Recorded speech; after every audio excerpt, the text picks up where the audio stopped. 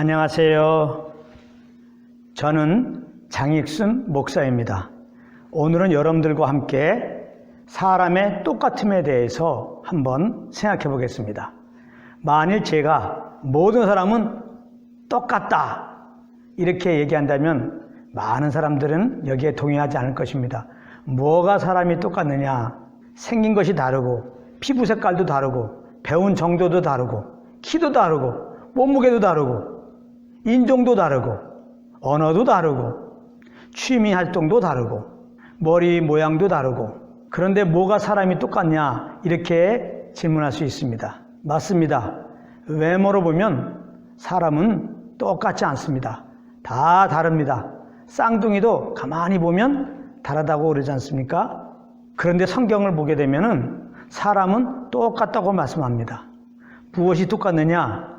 죄가 있는 것이 똑같다고 말씀하시고 그로 말미암아 한 번 죽는 것이 똑같고 그 다음에 하나님의 심판을 받는 것이 똑같고 그 다음에 영원한 불못에 떨어지는 영원한 멸망 가운데 처하는 것이 똑같다고 말씀하십니다. 그러면서 하나님은 말씀하십니다. 이렇게 죄로 인하여 영원한 멸망 가운데 있는 인생들을 사랑하사 그 아들을 보내셨다는 겁니다.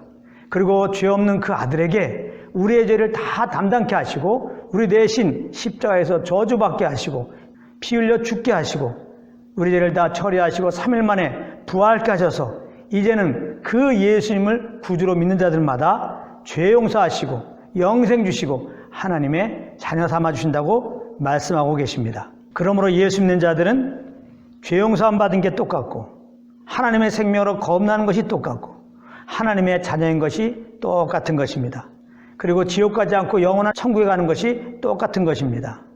하나님은 십자가에서 죽으시고 부활하신 예수님을 영접함으로 그리스도 안에서 똑같기를 원하십니다.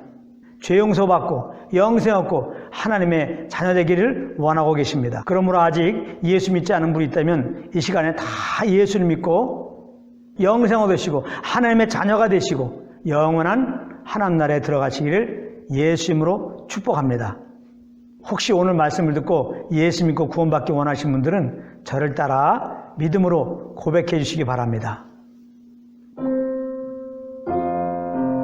하나님 아버지, 지금까지 내가 죄인으로 태어나서 이렇게 죄만 지으며 살았습니다. 이것을 하나님께 회개합니다.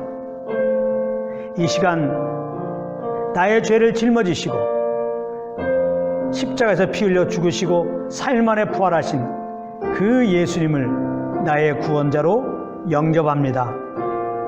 하나님 아버지, 나를 용서하여 주시옵소서. 나를 받아주시옵소서.